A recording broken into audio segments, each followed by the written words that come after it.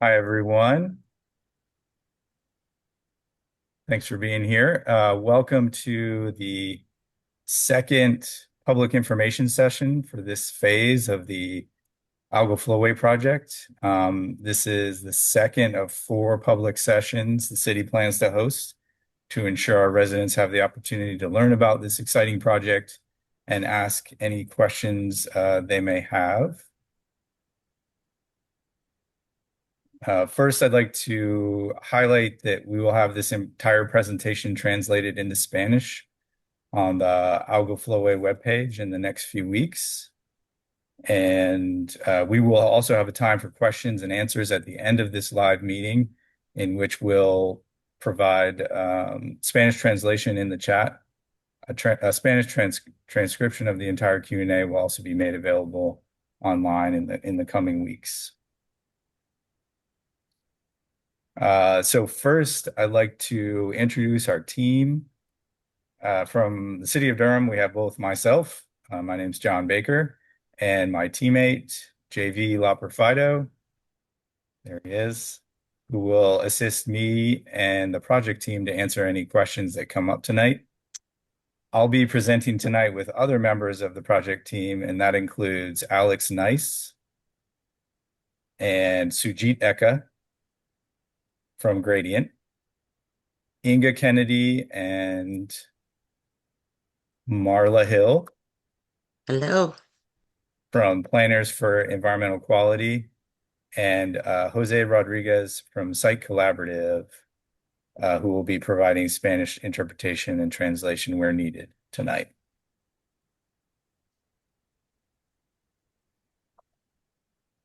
So tonight we'll be talking about Durham Stormwater's site identification and evaluation phase of the Algal Flowway project. We'll kick off by talking about algal flowways in general, what they are, what do they look like, how do they work, and why the city wants to build one. We're currently in a new phase of the algal flowway project, and we'll talk through what we've accomplished and learned to date. We have identified a preferred site along Ellerby Creek for further evaluation, and we will talk about the process for identifying potential sites and some key characteristics that made this location a strong candidate. But we will not be sharing the specific location at this time because we are respecting the privacy of the landowner while we complete our due diligence and determine whether the property can meet project needs. Then we'll talk through the next steps and how to keep up to date with what's going on with this project. And we'll finish tonight with a question and answer session. Please feel free to type your questions into the chat as we present. We'll collect all questions and discuss them at the end of the presentation. This is a public forum, and we'd love to hear from you. And so the presentation will take about 30 minutes, and then we'll have Q&A for about another 30 minutes, and we'll be wrapping up around 8 o'clock tonight. And Jonathan, might I add before you move forward, when you put your questions and comments into the chat, please add your name with them, please. Thanks, Inga. Okay, to start off, let's talk about what an algal flowway is. So an algal flowway is a pollution control measure that pumps water over a bed of algae to remove nutrients before the water is returned back to its water body. These are specifically designed to reduce nutrient pollution in water. You can see from the photos that they're most often large rectangular structures constructed near water sources. The flowway takes up water from the water body, allows it to flow over the bed of algae, and then returns it back to the water body with less nutrient pollution after the algae have removed excess nitrogen and phosphorus. So nutrient pollution happens when leaves and yard waste and other things end up in our waterways through rain runoff. They decompose and turn into nitrogen and phosphorus, which is natural fertilizer. And when this natural material ends up in our waterways, it fertilizes the fastest growing thing in the water, like algae. In this graphic, you can see that the Extra nutrients feed the algae, which then shades the water body and blocks out the sun. Less sunlight lowers the amount of oxygen that plants can produce in the water. And with less oxygen, less animals can live in the water. If this cycle continues, it can end up killing even large animals like fish. Because this can become such a problem, there are federal and state rules requiring the prevention of nutrient pollution.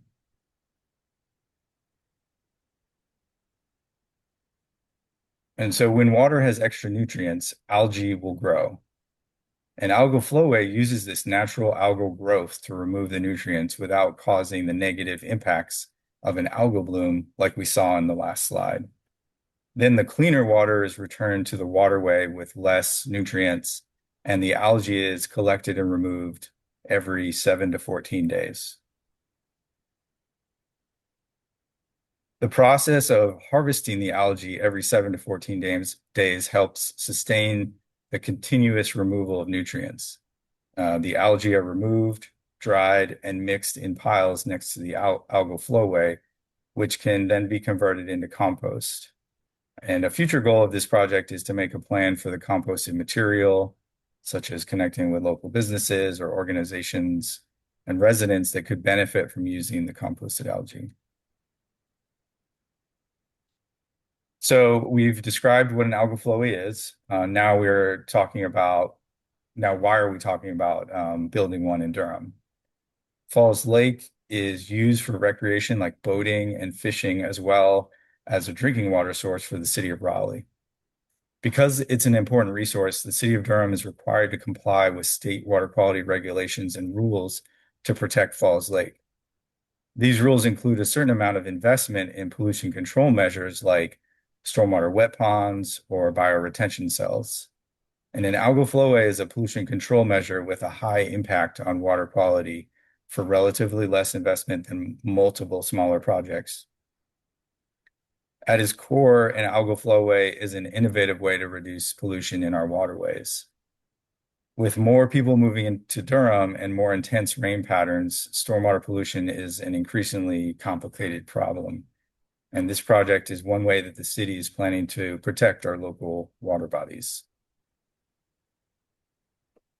We're excited about this project because it's a cost-effective way to positively impact our water quality and remain in compliance with the Falls Lake rules.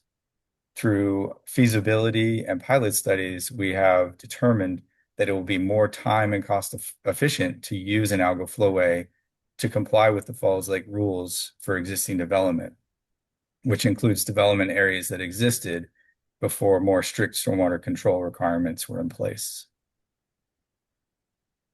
Okay, now I'll talk about the current phase of the project that started in April of last year, April of 2025. We are in our second round of searching for and evaluating sites for an algal flowway. And the main goal of the site identification and evaluation phase is to find a site in Durham County and in the Falls Lake watershed. On the map, you can see that the northern part of Durham County is within the Falls Lake watershed, which is shown as the green area. And streams and other water bodies in this part of the city and county flow into Falls Lake. And the lake is located along the northeast boundary of Durham County. This phase of the project involves a lot of site evaluation work to make sure that at the end of this project, we have a suitable site where we can build an algal flowway. After the site identification and evaluation phase is completed, the city will decide whether to fund the design and construction of an algal flowway. So the timeline for the next few phases depends on what we find in this site search. Now, before we talk about the progress of our work to find a site, I'll pass it over to Marla to talk about the results of a community survey for this project. Okay, thank you, John. So Durham City government is very committed to open and transparent communication and to keeping you informed about projects that will have an impact on your lives one way or another. We've established several different ways of keeping you updated on the Algal Flowway project. such as the project website, social media pages, and public meetings. But we thought we needed to check in from time to time to find out whether we are meeting our commitments and where we could improve. So in February of this year, we created a survey and we kept it open for about 3.5 months. This is what our analysis showed us about that survey. First, we were pleased to find out that nearly 75% of you knew or were familiar with the project. Those respondents who said they had heard of the project found out about it through social media, the web page, and through community groups that they belong to. The people who responded lived in a few different areas of Durham, with definite interest coming from, not surprisingly, Falls Lake and Ellerby Creek. You'll hear more about those reasons later. The environmental concerns here in Durham pretty much mirror what we see in other parts of the country. People are concerned about water pollution, the loss of trees and green space, uh, too much growth and development, noise pollution, and of course, we hear about climate change. So, when asked specifically about the concerns related to Durham's water quality, we heard some more targeted and specific responses. And these can help us with siting and design decisions to come in the future. Again, there were development concerns, concerns over safe recreational use, sewer spills, stormwater runoff, and specifically the water quality in Falls Lake and Ellerby Creek. We even heard from a few people that there were some odor problems detected at Ellerby Creek. We want to let you know that we have a team that investigates pollution complaints like sewer spills within the city, and we even have a hotline that you can call to report stormwater pollution concerns. Finally, you can always visit our State of the Streams web pages for information about watersheds in the city. And I'm going to put some links in the chat, or I already have, and now I'm going to send those to you so that you can keep up on your own. And please give us feedback so we know that we're telling you the things that you need to know. Okay. Um, your concerns about the algal flowway as an approach to water quality improvement included things like cost, loss of trees and green space, again, and odor. And again, these things will help inform us as we make plans to move forward in implementing the project. Regarding cost, it's going to be very expensive to comply with the Falls Lake rules anyway. Over the long term, an algal flowway is less costly than other types of measures for removing nutrients. There was also some concern expressed about how effective an algal flowway would be. We've already conducted a successful pilot study and believe that this technology will be effective at removing the nutrients that would normally reach Falls Lake. Finally, we asked whether you supported the project. 43% of the respondents said yes, and 57 said no. Some respondents mentioned that they would prefer that we focus more on pollution prevention. To reassure you, that is always a goal, and it's something that we talk about constantly within the field of stormwater management, with regulators, industrial businesses, homeowners, etc. So people can be assured that we do prioritize prevention whenever practical. Respondents also questioned again how much we knew about this technology and whether it would work here.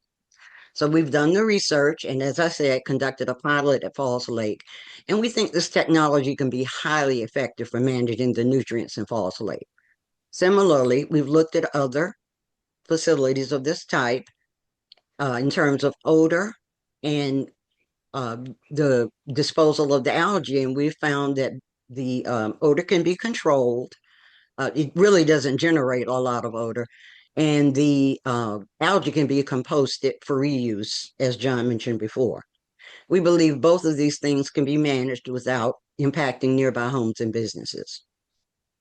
So, in short, I want to assure you that we are committed to continuing to keep you informed on the progress while we're in this site evaluation phase. And you can learn more about everything we've discussed on that project website. We'll also continue to check in with you to ensure you're getting the information that you seek. Now, Alex Nice with Gradient will talk about some of the work we've done so far and what we've learned. Thank you. Thanks, Marla. Now we'll review some of the progress we've made on the project. And since our last info session, we worked on identifying, screening, and prioritizing potential sites for an algal flowway system.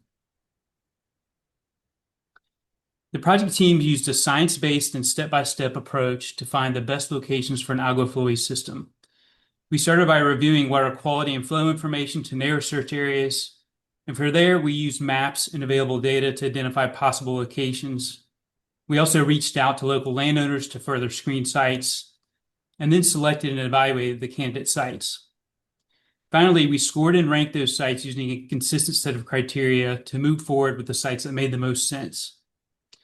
The process was designed to systematically identify the most suitable sites for an algal flowway system within Falls Lake watershed in Durham County. And over the next few slides, we'll walk through each of these steps in a little more detail.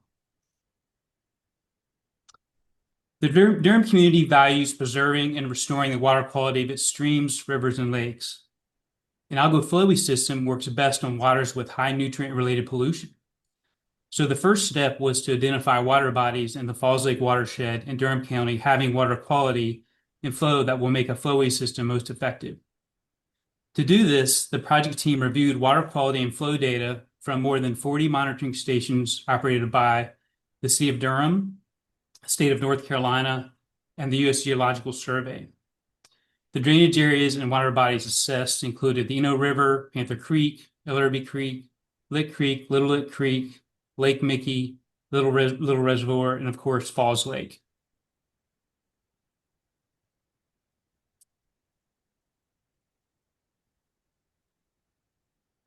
So based on review of the water quality and flow data, the team identified 3 primary search areas as suitable for an algal flowway system. As shown on this map, these are Ellerby Creek from downstream of East Cub Boulevard to its confluence with Falls Lake, the land surrounding Lake Mickey, and the land surrounding Little River Reservoir. Within these areas, the project team searched for potential sites using available maps and desktop information. We prioritized sites that were city or county owned, had mild slopes, and fell outside the regulated floodplains and documented wetlands. Understanding that the community values conserving green space, the team also favored sites with low impact land resources. And while noise and odor have not been issues at existing algal flowway facilities, sites located away from residential areas were preferred as well. The desktop search identified 31 potential sites across these 3 search areas.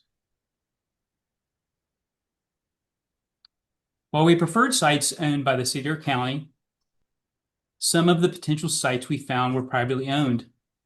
We reached out to those landowners to find out if they were interested in selling their property to the city, and if so, to get permission to evaluate their site in person. We did this in steps. First, we sent letters, then we followed up with phone calls, and in some cases, we met with landowners face-to-face to talk about the project and answer their questions. These conversations help us narrow down the sites, since some owners wanted to move forward while others did not.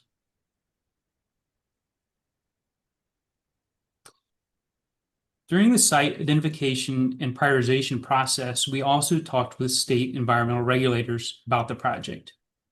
Our discussions centered around the rules and the permits that could shape what's feasible and how the system gets designed. We discussed the amount of water that could be withdrawn while also safeguarding water resources. We also discussed how and where to design the water intakes in order to protect fish and wildlife, as well as to minimize impacts to stream and lake riparian buffers. Talking with the regulators early was very important, as these discussions helped us understand what's allowed and to make sure environmental concerns are being handled right from the start.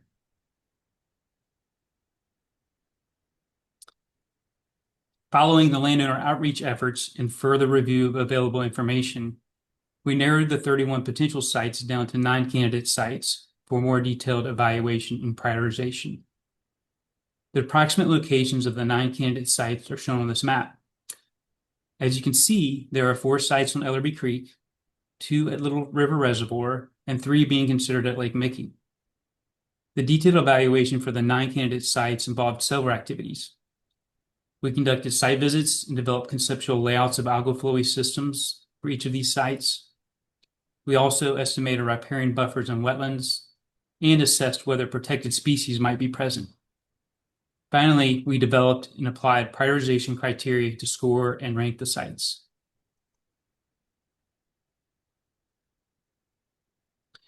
The sites visits were a critical part of how we evaluated each site. They let us gather information that desktop data alone simply couldn't tell us.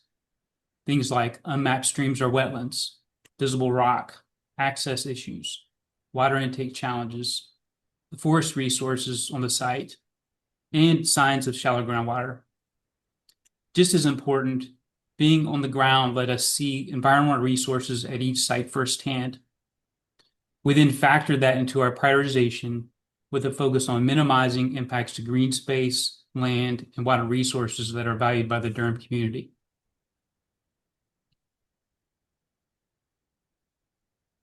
For each candidate site, we developed a conceptual layout. These layouts helped us to better understand the site constraints and estimate a feasible design. Each layout shows the approximate sizes of potential algal flowway systems, along with the locations of their key parts. Those parts include piping, pumps, and access roads. On this figure, you can see where the water is pumped from the water body, passes over the flowway, and then returns back to the same water body downstream. The layouts also mapped out the site conditions we needed to account for, such as stream and wetland buffers. These layouts were critical for developing the information needed to assign values and scores for the prioritization criteria, which we'll discuss next. Once we had gathered all the information, including conducting the site visits, we developed and applied our site prioritization criteria. In total, we created 31 criteria covering 5 main categories, including water source, site design, environmental factors, water pump and intake considerations, and land use and access. Some of the key criteria are listed on this slide. As before, we built community values into these criteria, including protecting and preserving land, water, and ecosystem resources, and keeping a reasonable distance from residential areas to address concerns like odor or noise. Each of the 31 criteria was given a score and a weighting for every site. We then tallied those scores to produce a total score or rank for each site.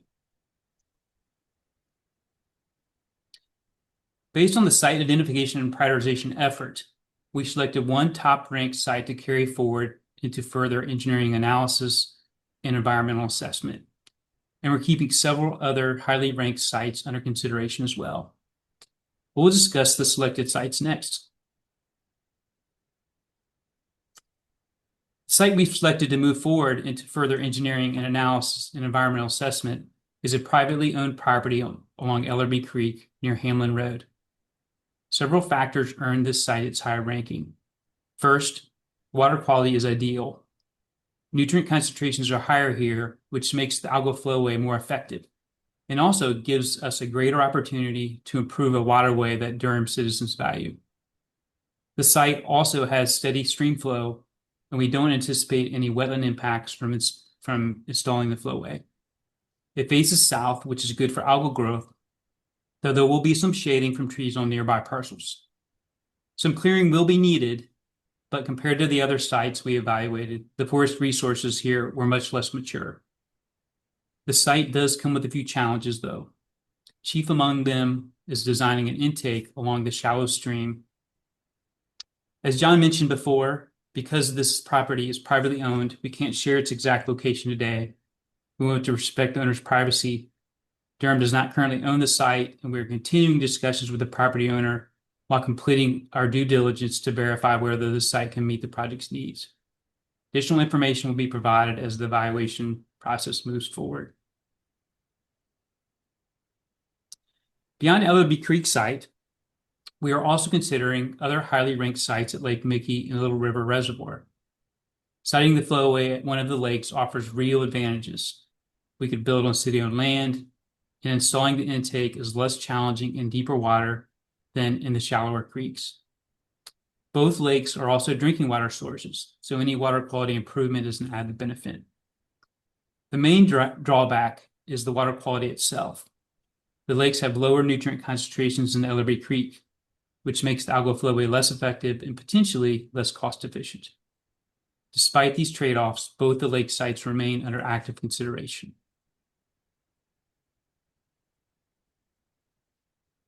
Our next steps for the engineering evaluation and environmental assessment begin with further site investigations.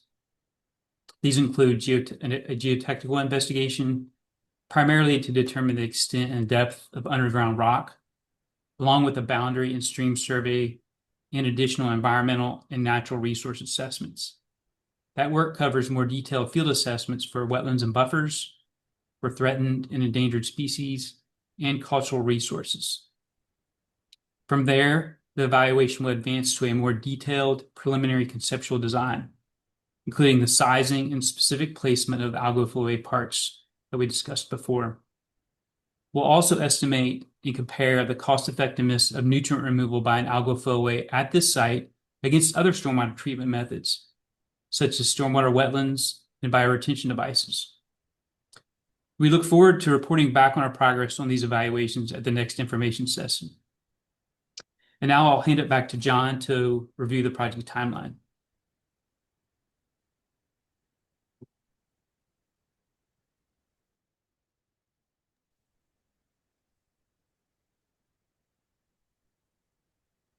Thanks, Alex. So this is the timeline with major tasks for the project. The project started in April of 2025, as I mentioned, and we were expecting to finish this phase in March of 2027, but due to some delays, it is anticipated to be completed by June of 2027. The site search and evaluation process is anticipated to finish by the end of this year, 2026, and we will have public communication through our website and social media accounts, and there will be 2 more public meetings to update the public about the project. We'll have 1 in person and 1 more virtual. The site evaluation, site planning, and the cost and schedule estimates are in process, and they will be done in this second year of the project. And the final report for this phase should be available after June of 2027. We appreciate your time tonight. To continue staying up to date with this project, you can follow our Durham Stormwater social media accounts on Instagram and Facebook at Durham Storm H2O, and visit the project webpage and look out for announcements of our next public information sessions. We plan to hold 2 more sessions, as I mentioned, for this site identification phase of the project. It's our priority that our residents have access to this information throughout this project, and this recorded presentation will also be available through the city's YouTube channel in the coming weeks. So now we've reserved time to hear from you. I can see there's several questions in the chat already, but please type your questions into the chat, and we have a translator who is available for Spanish translation. And I just want to apologize for some of the timing of the slides when Marla was speaking. So if anyone would like to go back and look at those, we can do that. And I'll turn it over to Inga, who's gonna moderate our chat for us. Thanks, Jonathan, and thank you for listening in and submitting your comments. There are several comments related to that are related, so we won't necessarily read all of them as they occurred. One thing that I do want to re-emphasize before we go into some of the other comments is that John mentioned the meeting will be uploaded to the website soon. So there were a couple of questions about whether this meeting recording will be added. And so that answer is yes, that will be. The first question is, John, is what alternatives to the algal flowway were considered?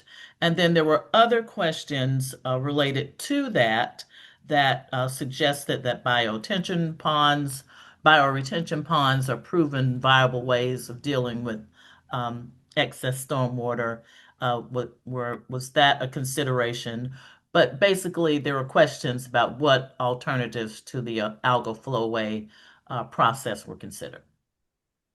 Yeah, so I will say that the Algal Flowway project is in addition to many of the traditional stormwater control measures that the city has built and will continue to look at those projects like, stormwater wet detention ponds and bioretention uh, areas and constructed wetlands and those kinds of things. So this project is not meant to replace those types of projects. We will continue to look um, at areas where bioretention or other traditional SCMs can be employed or constructed. So this algal flowway is sort of a way for us to think outside of the box. It's an innovative technology, and the Falls Lake rules are going to be very expensive to comply with. And so this algal flowway is a piece of that pie to help us comply with the Falls Lake rules. This project is related to the existing development rules in the Falls Lake uh, rules. So other technologies, we did look at another technology by a company called Aqualutions. It was a proprietary technology, and so we couldn't get enough details on it. And so the algal flowway was the one that we landed on for this more innovative approach. Okay. All right. There were several questions or a couple of questions about the U.S. Army Corps of Engineers and wanting you to describe the impacts to federal lands and the design level of how much land will be utilized, and also what the coordination has been with the Corps of Engineers. Yes, so we had a lot of discussions with the U.S. Army Corps of Engineers during the previous site search project because we were looking at land um, owned by the Corps adjacent to Falls Lake. And through multiple discussions as to whether or not, something like this could be built on federal land, the clear answer that we got was no, it would not be allowed or permitted to be built on federal land. So um, we are not searching for sites that are federal lands. We have talked to them about an easement if the intake pipe or the effluent pipe um, would cross federal lands, and that is a possibility. Um, but we are still trying to explore. We're looking at sites where we don't have to cross any federal land. Okay. So they for this they would not be. We are trying not to impact them, and we really would not have the permission for building a flowway on federal land. All right. There were a couple of questions about the um, amount of the water requirements. How much volume of water do you project for to evaporation, and what is the MGD expectation of um, the process, given some of the drought conditions that we currently are under. Right. So we are looking at a range of sizes for the algal flowway, anywhere from, 3 million gallons per day up to 10 million gallons per day. Um, the the water that is pumped is going to be returned back to the same water body, just a little further downstream. And so there's, the residence time of the water passing over the flowway is very short. I think for our pilot study, it was about 12 minutes. And so there's not much water loss or evaporation in the process. And we will be returning the water back to the same water body. Now, during times of drought, we may have to uh, have a lower flow coming across the water, across the flowway, or maybe half of the flowway is only running. Um, the flow rate can be adjusted on the algal for the algal flowway. Um, and we would talk to regulators about, and we have been talking to them about the requirements for how much could be removed or pumped from a stream uh, during different flow rates in that stream. I don't know if Alex or Sujit have anything to add from Gradient about that, but even about the evaporation. Yeah, I mean, I would just echo what you said that we don't anticipate a large amount of evaporation any different than what you would have already in the water body, right? Because it's based on area, that sort of thing. So, and again, the residence time is pretty low. And it's, essentially, would be pulling the water out and putting it back in right downstream.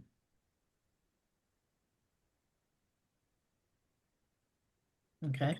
Another question was whether any of the previous sites that were looked at a previous, during an earlier process was considered, or any Yes, of the original sites. definitely. Um, we looked at sites that were within from the previous project or site search that were within the city and county of Durham, uh, and yeah, that were only within the Falls Lake watershed. But there were sites from the previous site search um, that we looked at again. Okay, all right. And then um, another question asks, what is the proximity of the proposed algal flowway to the city's sewer outfall from the treatment plant?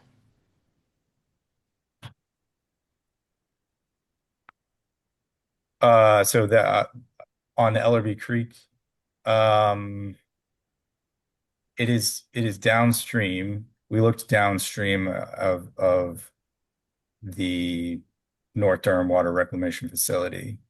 So, again, I don't want to say an exact location just because we're, as we mentioned, protecting the privacy of the property owner, and uh, our real estate division has a process to perform due diligence um, to ensure that the site is viable for a successful project. So I will say that it is down. It was between the um, North Durham Water Reclamation Facility and the mouth of Ellerby before it reaches Falls Lake.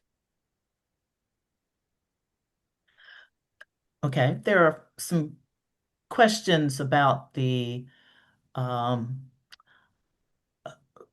the effectiveness of an algal flowway in Florida and how successful they are, but that that Florida has warmer water.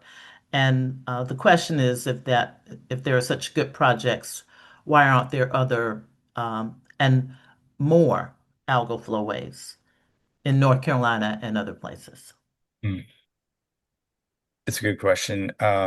So, we have been working on this project for a long time. We did a feasibility study.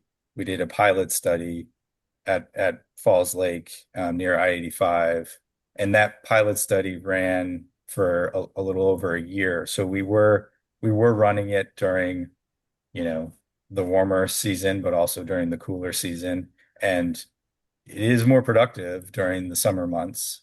But algae is still growing, and it's less productive during the colder months. Um, but even with that, it is still more cost efficient, um, with removing more, you know, nitrogen and phosphorus, than other traditional stormwater control measures. And so I can't really speak to why other places have not implemented this.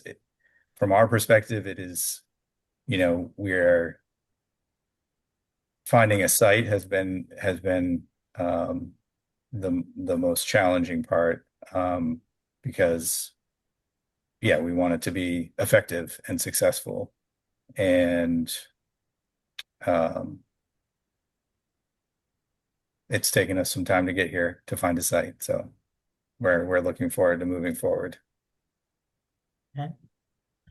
There are some questions about the uh, Falls Lake rules and credits.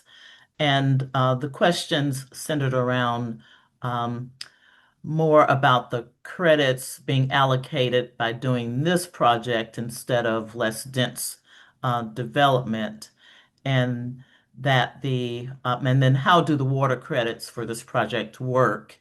Since again, there's a drought and the Falls Lake is kind of low at this time. Yeah, I mean the scope of this project is really tied to the existing development rules. And so the other parts of the Falls Lake rules are still have to be um, complied with by the city, whether it's wastewater or new development. Um, so the Falls Lake rules are being reevaluated, reexamined right now. And so this project, whether it's an investment or requirement, or it's pounds removed of nitrogen and phosphorus, we think this project will meet both of those requirements. So um, it really just depends on how the Falls Lake rules will be reexamined. Okay, all right. And then there were questions about the impact on Ellery Creek, the construction impacts and um, other impacts relative to water flow. Yeah, again, we are speaking with regulators at the state, and we will have to comply with all state and federal rules related to flow requirements for a project like this. So it will be based on those maximum levels that we can remove from the creek, even though it will still go back into the stream. So we're not removing the water permanently. Um, so yeah, we're gonna comply with the state and federal rules related to any impacts. Okay. Um, there was a question about the understanding of why Durham is paying for Raleigh's water cleanup, um, and whether this in fact is the case. Why is it taking place on the intake side before it enters the Raleigh water system? Um, so why I'm not quite understanding the question, Inga. So Is it I guess the implication is that the the project straddles the Raleigh's side of uh, an area of the lake um, and its water system, but also the why Raleigh is not participating, I guess is the question. right? I mean, this again goes back to the Falls Lake rules. It's a state, you know, state mandated requirements, and that is the driver for us exploring this technology, um, because we are required to reduce nutrient pollution coming, you know, in stormwater runoff from Durham, going into the streams that lead into Falls Lake. Um, so we are being we are complying with that and being a good neighbor um, to Raleigh. Okay, all right. And the other, they're not questions, they're comments. And they're comments about the disturbance of wildlife habitat and the impact on the area's habitat and what it does to the area, and uh, would like for all of that to be considered. That those are certainly issues that we heard um, in the survey. Mhm. And the one last question outside of the comments is who is the lead scientist on the team?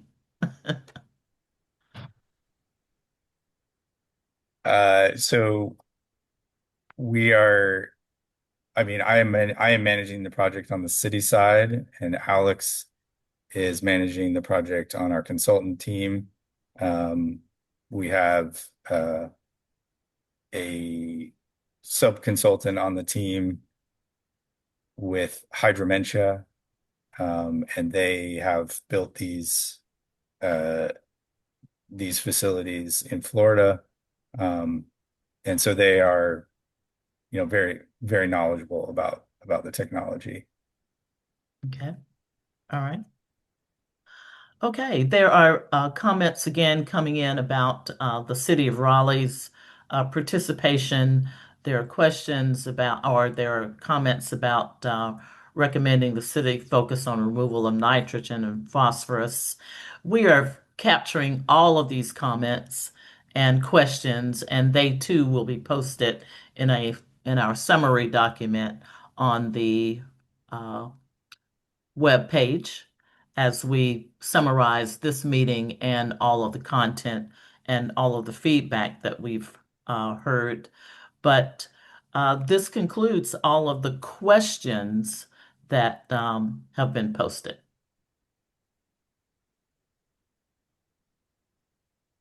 Okay.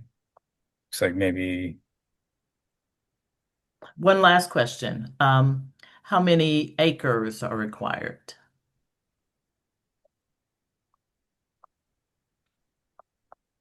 yeah, so I may have Alex and Sujit step on here, but typically uh like a 10 million gallon per day facility, which would be the largest we could build. The flowway itself requires about 4 acres, and we would need more land for obviously the compost area and other parts of the flowway that Alex was talking about. the piping, the pump. Uh, so it, I don't know, Alex, what for I guess a 10 MGD or a 6 MGD, we would need 10 acres or more. Yeah, I would agree with everything you just said. So I think the flowway itself is about the 4 acre area that you need for 10 MGD. Of course, we're looking at different sizes, right? So it may not be that big. And then, as you said, there's other components that go along with the flowway itself. The piping, the pump station, composting areas, or polishing ponds. And it also depends on the site shape, depends on the site slopes. A lot of variables go into it, so it's sort of a site-specific question. There's also screening requirements that need to be met within this, adhering to the City of Durham Land Development Ordinance. So there's room provided for all that, and I would say that we would be looking for sites that parcels that are that 10 acre or more size to give us the amount of room and flexibility to to design what's needed for the flowway system.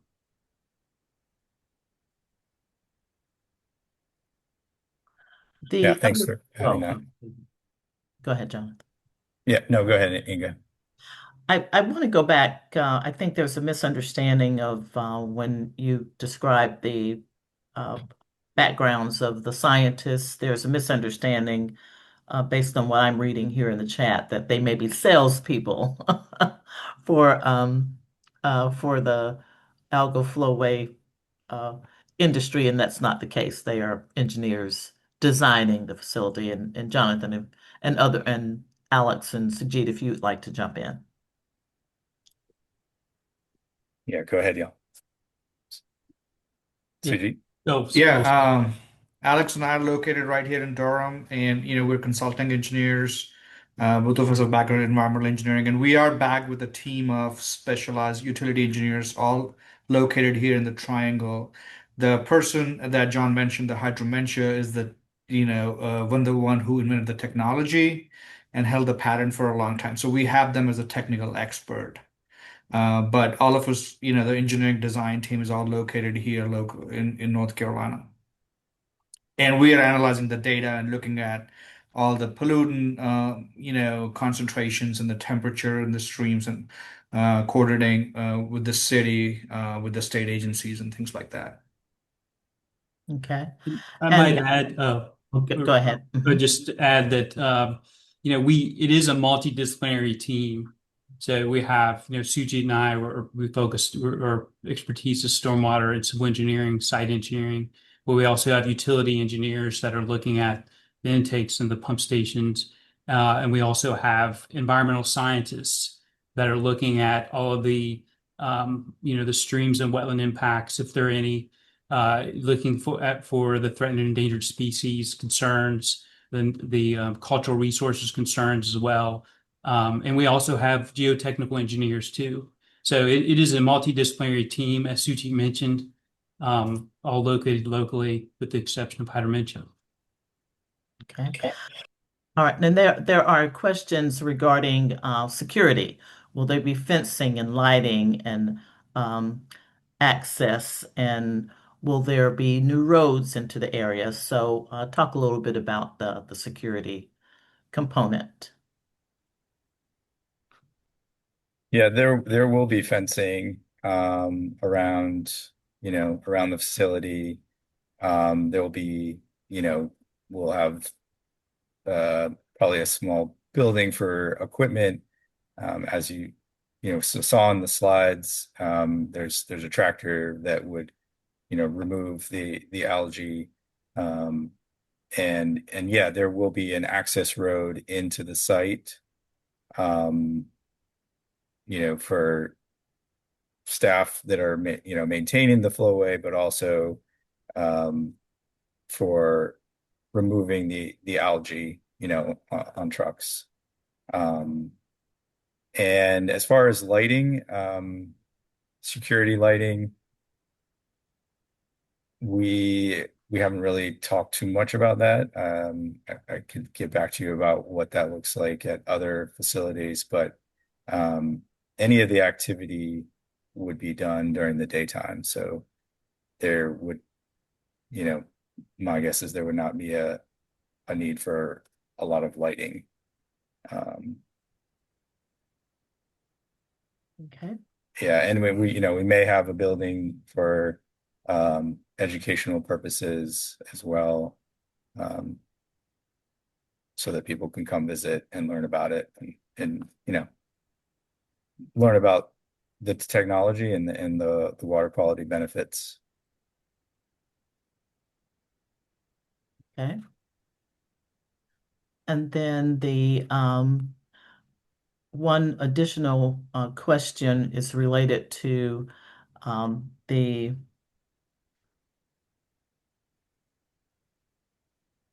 reports and kind of where you are with capturing some of the impacts on wildlife, on, at the site itself, what are and whether reports will be available related to those as the project is the design process is being completed.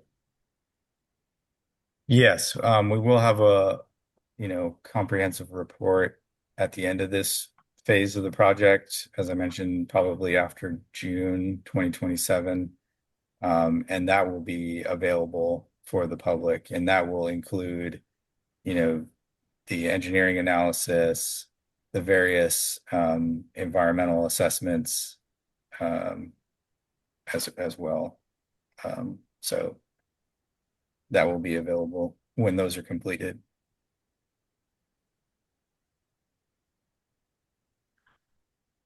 There was, I think you've answered the question regarding light pollution, and the next question is what will be done with waste from the scrubber? Right. The algae, the plan would be to compost that, and it could be done on site or it could be removed from the site, um, after the algae is dried out. Um, so there will be, we will evaluate a plan for that as well. Um, so we are looking into that. Okay. Jonathan, those are the questions. And like I said, there are comments there, but those are the primary questions. A lot of them are related. And Yeah, and I appreciate all the questions and the comments. And um uh we will respond to these in a written form that will be available in the coming weeks after this meeting. So hopefully we can address all the questions and the concerns.